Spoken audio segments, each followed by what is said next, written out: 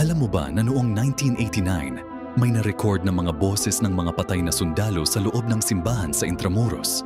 Si Father Miguel ng San Agustin Church ay nakatanggap ng mga kumpisal mula sa mga nilalang na nagsasabing mga Spanish soldiers sila na namatay noong 1945 Manila Massacre. Ang nakakagulat, ang mga kumpisal na ito ay may mga detalyeng totoo tungkol sa mga nakatagong kayamanan at mga pangalan ng mga Filipino families na nakipagtulungan sa mga Japanese. Nang sinuri ng mga eksperto ang audio recordings, natuklasan nila na may maraming boses na nagsasalita ng sabay-sabay sa 16th century Spanish.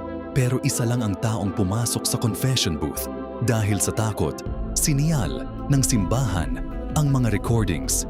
Nang nagsimulang mawala ang mga parishioner na naghanap ng mga kayamanang ito, si Father Miguel ay nakitang nakikipag-usap sa hangin ng 3 a.m. Tinatawag niya ang isang Kapitan Herrera, isang Spanish officer na namatay noong 1571. Hanggang ngayon, nakatago pa rin ang mga recordings na ito. Pero ang tanong, totoo ba ang mga boses ng mga patay